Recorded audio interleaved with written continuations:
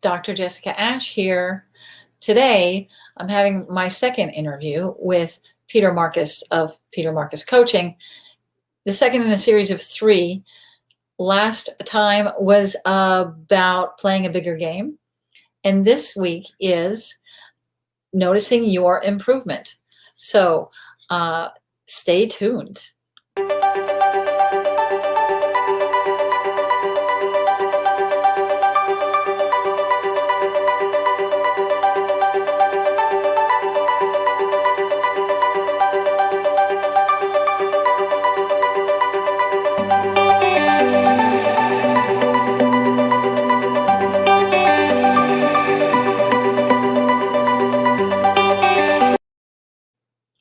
When Peter and I last left off, we were talking about a phrase that he calls the freedom to life. And those words were up until now. And I think it'd be a great starting point for us to do a bit of a recap of the phrase up until now. Welcome, Peter. Thanks for coming back. Well, thanks.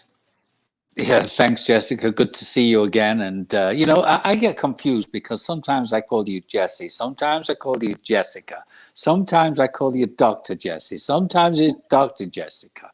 So I'm just going to kind of keep it going like that. So, sure, Dr. Jessie, how are you?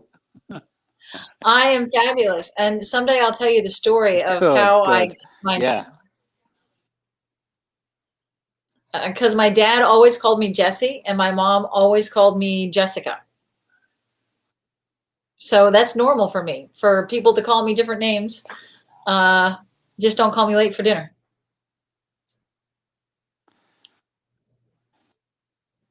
Okay. So let's start with the phrase. Well, up until now, I've kind of been confused by what I should call you. But you need not be anymore. Yeah, up until now? Yes. Okay, well, up until now, it's just a phrase. Fits right into the conversation. It's amazing the way when you introduce something, the way that it kind of opens up into being okay with the universe. It's like things happen when you're open to it. Up until now, it's just a phrase. However, if it's incorporated into one's thought process, it really does help. It's an allowance for everything that's happened up until now. That's the way it is. Nothing you can do about it. Yesterday's gone. You can't change it. So either you allow for it or you want to change it. The moment that you want to change it, you're putting energy into it, and that energy, there's only a certain amount of energy, so if you're putting energy into stuff you want to that you can't change, then you're just burning energy. It's going to do you no good. It's just going to frustrate. So this conversation that we're having about playing a bigger game and noticing your improvement, what we're going to be looking at is not actually the improvement, but actually in the noticing, because that in itself is improvement. And it's a really different way to look at it, because when we speak about noticing improvement, now I'm questioning myself, right? Well, am I improving? But if I allow for improvement to be the way, that's it. That's what I'm doing.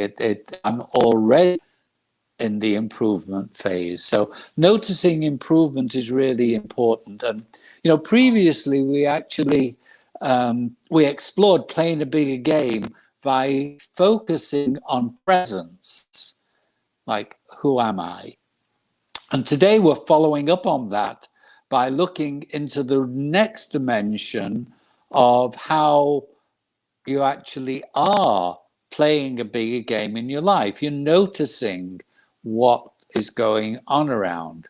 So first question is, what have you noticed about yourself? I'm going to put you on the hot seat here, Jesse, because you're the only one that's next to me on this stage. So what have you noticed about yourself in this past week? And let's only deal with this past week, not in this year or 3 months, just this past week. What have you noticed about yourself? Give me two things. That I am surrounded now by global experts on different subjects, and they, as men, have put me in the center seat. And I'll say, oh, Larry, you're in charge. And I go, no, you're the leader here. It's you. And it's a real new spot for me not to be looking up to the male as it, in my past, it's been, he's the leader. But now I have men who are deliberately saying, don't put yourself behind. You're the leader here, and I want you to stay there. And they're supporting me, and it's really, up until now, that had never happened.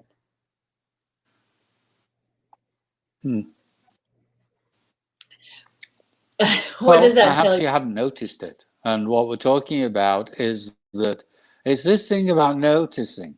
Yeah, well, so in this week's conversation, we're actually going to dig a little bit deeper into what we've noticed about ourselves and look into the skills that we've improved upon. And it could be a challenge to identify the things that you have done and the things that you haven't done to move forward into playing a bigger game. And you've heard me speak about playing from everyday results into everyday mastery. So every career has performance reviews that look at an individual's work ethic and productivity over the course of a year. And you have a choice. You can actually run your life and your business the same way. However, it's surprising how we don't take ownership of tracking our progress in our personal lives as well as we track the progress in our business or in our job. And playing a bigger game in your life is to play from everyday result to being in everyday mastery. But what does that mean? And if there's one word to partake in the theme of mastery, let's call it intentionality. We're into the intention again. It's a way, am I noticing myself more intentional? So the noticing and the simple word of intention, not was it, did I eat one less slice of bread? I mean, it's not about the one less slice of bread. It's did I notice I ate one less slice of bread? So it's really by being in this intention, especially if the intention was, I'm going to reduce my bread intake. So just by noticing that I'm doing it is, in fact, the full ownership. And, we habitually kind of complete our work and our lives, and we attain the mundane and habitual results from that because we just do it. So we're in automatic and we do things automatically, and we don't take notice really. It's just another day. However, when we choose to put intentionality into tracking our progress, we really are choosing to take note of our daily results, which leads to a clarity and with that a clearer view as to where we can choose to improve. So all of this, there's no quick fix, but the fix is so quick, it really kind of surprises us. There's no book to go out to buy to learn this. It's not that we take it on in phases and stages. We either do it or we don't do it. So I think that that's a very important view. In my view, mastery is whenever we're being at our best.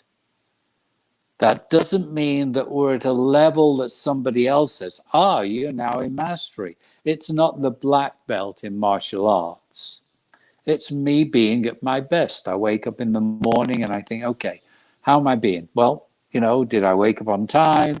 Am I ready to go? How do I feel? Am I at my best or am I a little bit cloudy? It's noticing these things that allow for this acceptance of being in the game of mastery. One of the things that we can look at is, are you being a better talker? Talking or communication, for those of us lucky enough to be able to speak, is really an important factor.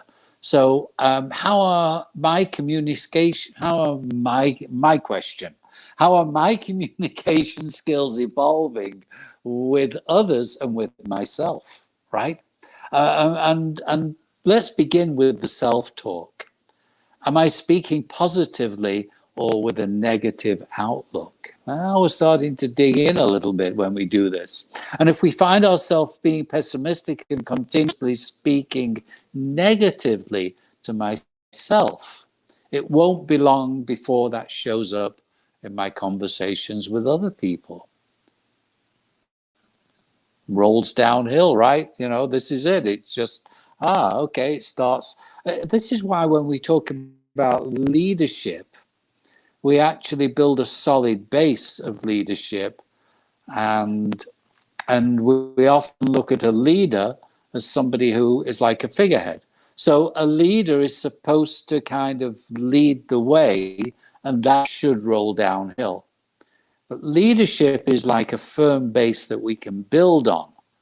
It's not going to roll downhill. It's actually something firm to stand upon. So it doesn't take long before our self-image takes a dive, and the words that come out of my mouth will be negative. It's just the way it goes on. So one of the questions I ask people to write down is, am I a better talker? This is not about me, by the way. This is, are you a better talker? Am I a better talker? Am I improving? Another question. These are questions that we can ask ourselves on a daily basis. And it's not, 7 out of 10 or 4 out of 5, or, it's just yes or no. Am I a better talker? Yes or no. It doesn't need the back conversation. Well, I did with Joni or Jimmy, but I didn't do it with Kathy and Charles. No. It's just, am I, yes or no? And if it's 50-50, it's no. In fact, if it's 90-10, it's no. Am I a better talker? Yes or no. The criteria behind how you answer the yes or no is just your criteria that you choose, but you can choose it to be on a level playing field. Next question, are you improving? So how do we look at improvement? Have I attended workshops? You spoke about something that you had improved upon. People had spoken to you and you'd heard them. So our human condition is to want to thrive and improve. However, our efforts to succeed are usually overcome by our emotional state. And if we don't feel like developing today, we won't. So if we don't feel like attending workshops, we certainly won't. If we don't feel like listening to somebody else, we won't. So question, are you a better talker? Are you improving? How are you doing in your business? And, we spoke before about that we can monitor in our business. We do more monitoring in our business or our job or our life than in our life. So how are you doing in your business? Where have you improved, either quantitatively or qualitatively? Very different question. Quantitatively, yeah, I raised my salary, or I got 4 sales, or I introduced 3 new people. But qualitatively as well, instituting a couple of words that allow for you to get into this story. And tracking your efforts and progress is very important in innovating and growing your business. Have you consulted or explored with other members of your team or a coach, if you have a coach, and to find out where you are so that you can invest in developing yourself as an owner. And as a business owner, we talk about business owner, we talk about being a business owner. You know, if you have a job and you're responsible, the responsibility includes you getting paid for that job. That's being ownership. I own my paycheck. I own the responsibility. So being an owner. So there's 3 questions. Are you a better talker? Are you improving? How are you doing in your business as a way of qualitative and quantitative? How's this going with you? What's this bringing up for you, Jesse? Again, you know, you stay in the hot seat all the time.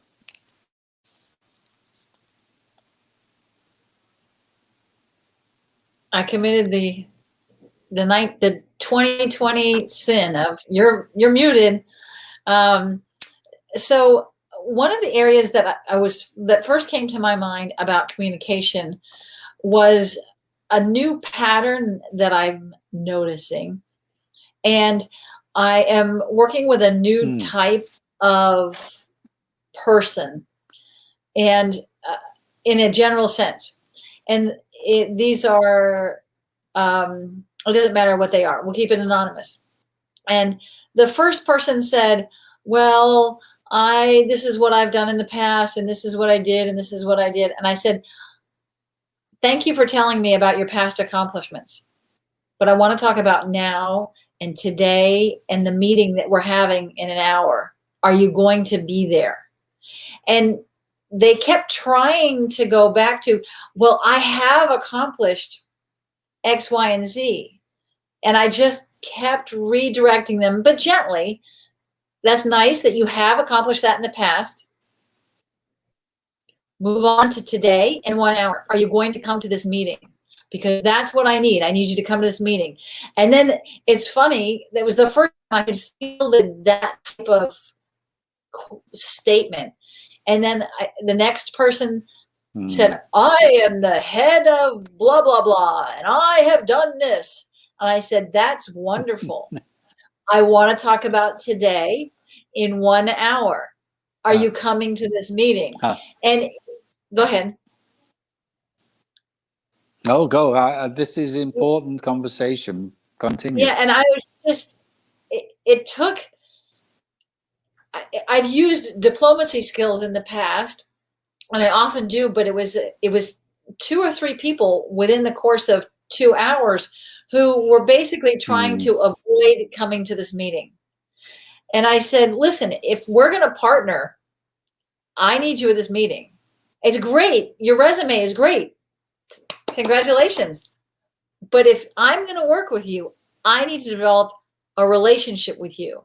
And this is me being more assertive and making sure people don't control a conversation that I needed to control. Did they attend? Yes. The meeting? Yes, they did. Okay. Did they show up the way that you considered they would be able to show up, or perhaps greater than you considered they would be able to show up? Less than. Okay. All right. We're going to have a whole other series about running effective meetings, because it's so important. Everything we do in the course of a day is based upon having a meeting. It entails communication. It entails goals. It entails objectives. It entails characters. It entails participation. It's got everything to do with it. And I think that would be a really great series to run, you know, as a follow-up to having a look at who you've become. That's a great idea. I'm totally It's open interesting that you bring it up. Great. And then okay. one other thing that was coming to my mind was going back to not just the business life, but personal life. And I know from our conversations in the past that you're not an advocate of, this is your personal life over here and this is your business life over here. And you and I are aligned on that, that that you don't get to act one way professionally and then Right. completely another way personally. Right. Can you Right. talk more about that, please?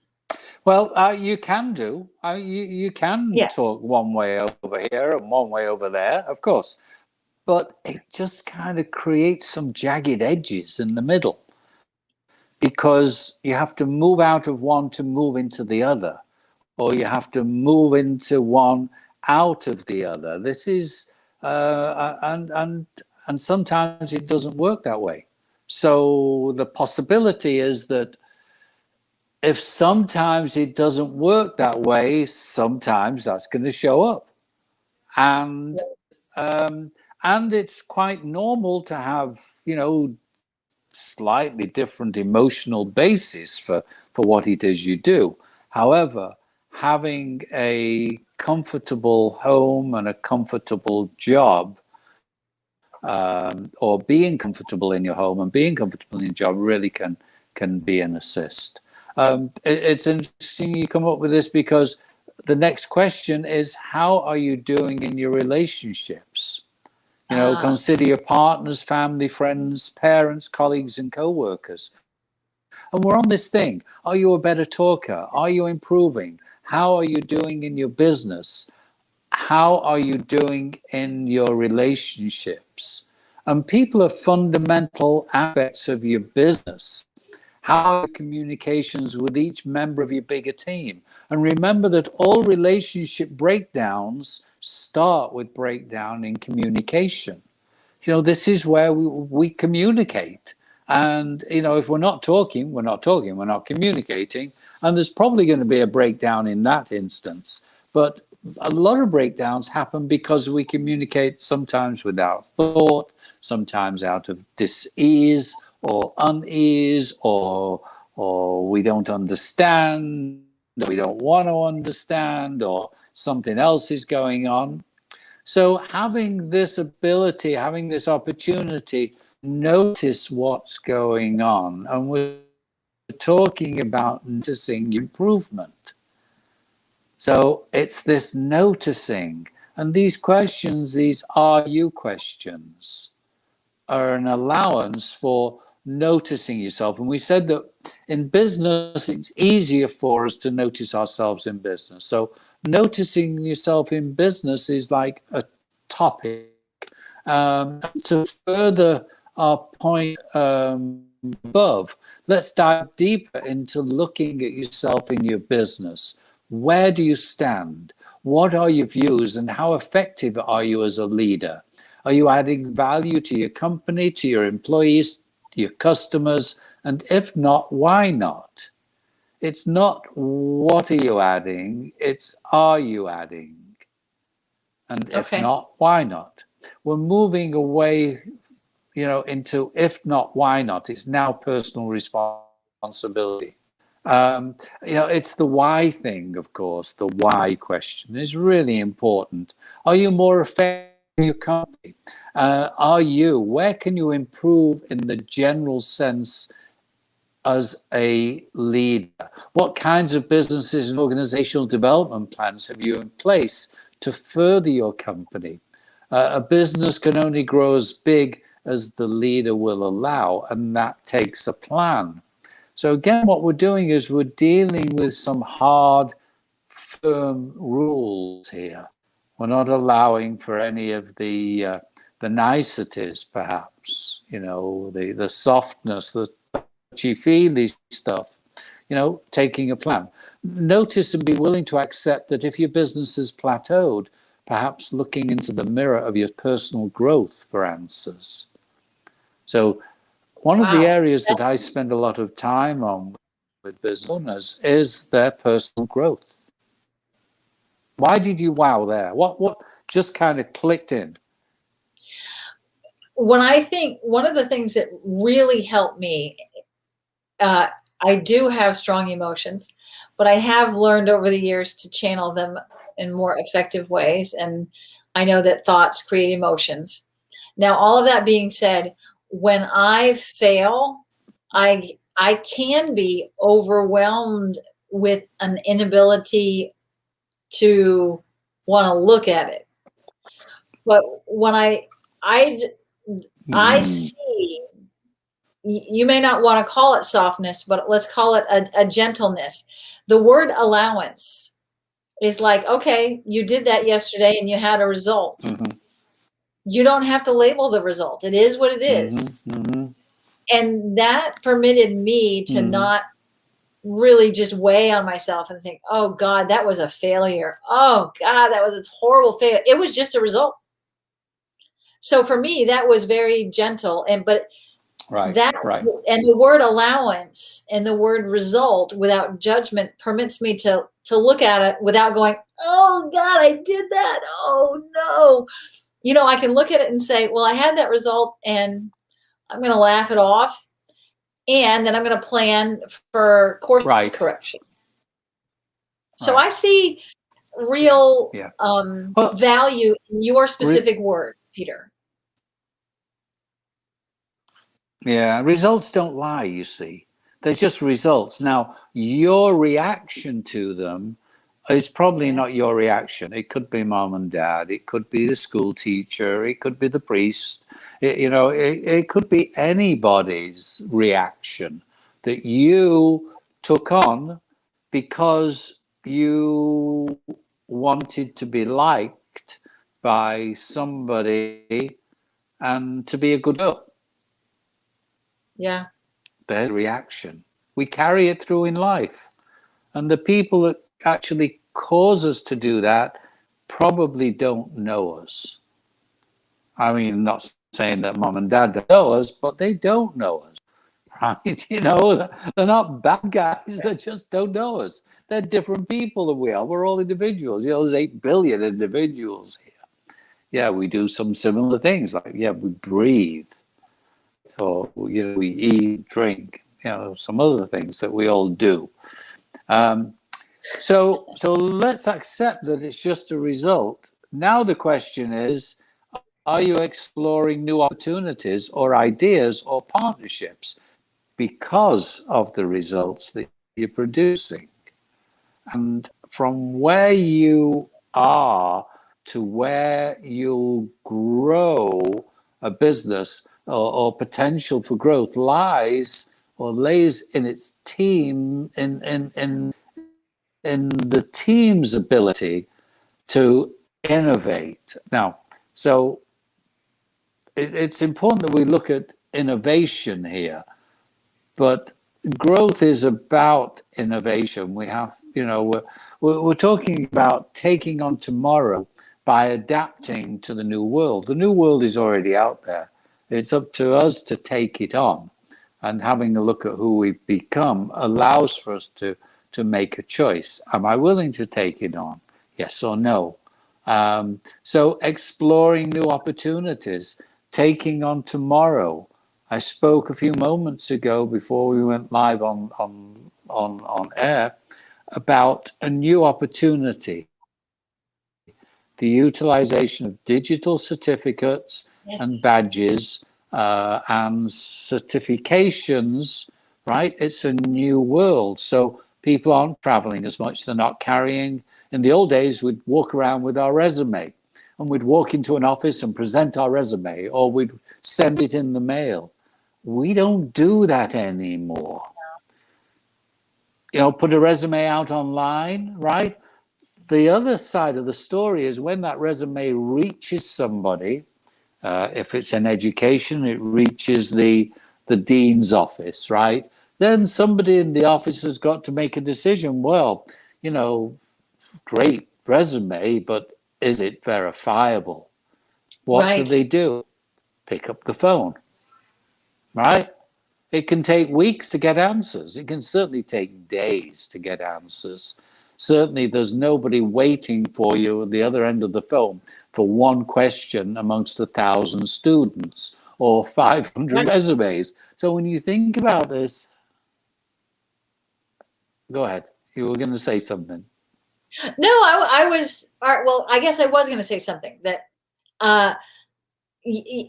getting all of my transcripts from all of my universities is, even though it's digital now, it's still, I have to go to the website, find the 14 different links that I have to click on, and and then order it, and then it's an official copy, and then it takes days.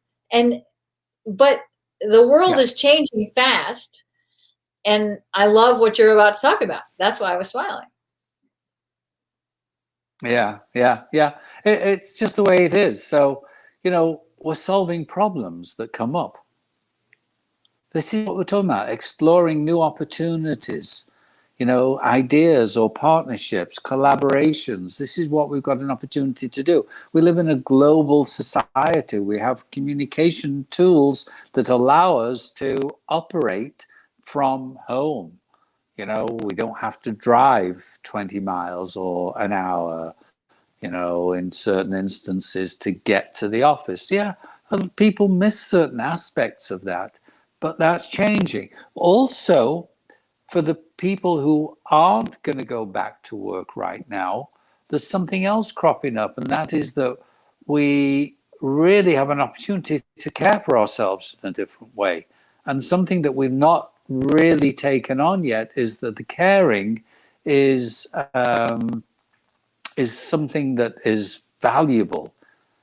We care for ourselves in the office by going to get water from the water cooler, or going to get coffee, or taking a break, going out for lunch. Those are things which this past year and a half, we've really not been doing.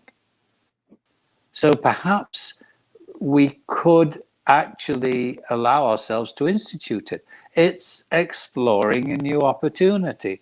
I used to take an hour for lunch. I'm going to take an hour for lunch. Where am I going to go? I'm at home. Okay, well, maybe I'm going to go sit in the garden for an hour. Sitting in the garden for an hour, it's not something we do. We actually work through lunch.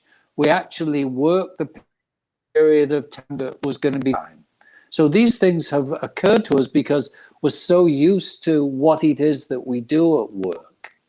So are we solving problems that come up? One of the most critical skills to maintain in any entrepreneurial state, actually, is your ability to solve problems.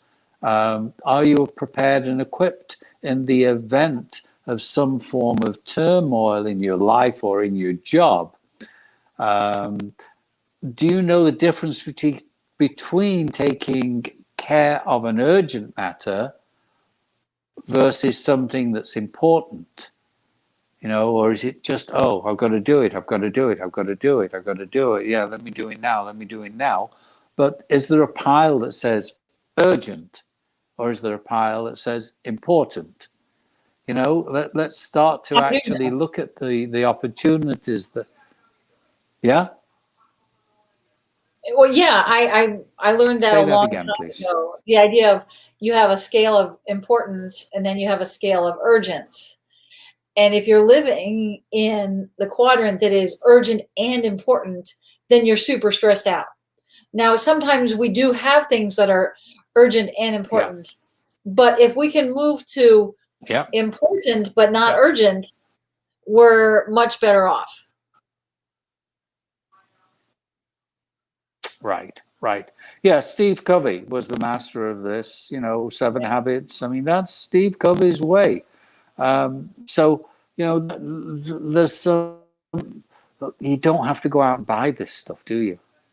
You don't have to go out and take the course. You just have to kind of have someone to talk it through, because internally we know this. However, it's mixed up with all the rest of the quagmire in there, right? That, so by bringing it out into conversation, yes, we've got a chance of like, I could do that. Yeah, I could take. I can take 15 minutes and have a coffee break, or take 10 minutes and have a coffee, or take 10 minutes and go for a walk, or take the dog out, or take an hour. When did you last take an hour for lunch? Yeah. So, believe it or not, we're already at 34 minutes. So we kind of have to wrap it up.